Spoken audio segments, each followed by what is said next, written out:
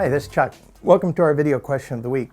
This week I got a question from Kelly in Illinois, and she asks, we are really struggling with our website. Do you have any good examples from other members you can share?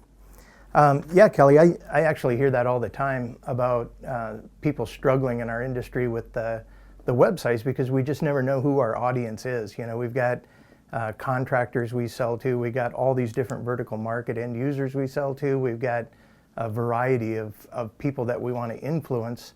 And so we always wonder how big of website, how many pages, and so on. So what I recommend, and I'll get to some recommendations at the end, but I always recommend you start with your mission and your focus and your purpose of your company and what you're trying to portray and who you want your clients to know you as or remember you by. So I always start with that, and the best way to do that I've found is to create a brand strategy for your company. So if you use an outside marketing company, they'll know all about that. I actually have a template that I can share with you that shows you kind of the elements of what goes into a brand strategy. And then from that template, once you sit down and think strategically about who your company is and what you want to portray, then from that you take and give that information to your web developer and spend time with them talking about, you know, the audience and so forth. So another thing that you'll see with a lot of our members now is they're starting to attach themselves to our NSCA tagline, which primarily is that trusted advisor. And that's gone really well for people, is trying to convey through the website that your company is a trusted advisor to these clients of yours, and here are the key solutions that you provide for that.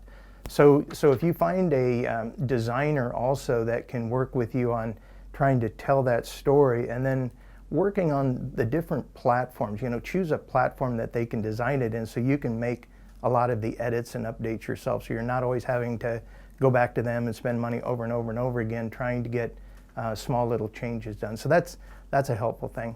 The other thing I really like is having a website that you can play short videos like this one on there. So taking a message from the CEO or some client testimonials, make real short little clips out of those. That's a great addition to a website, I think.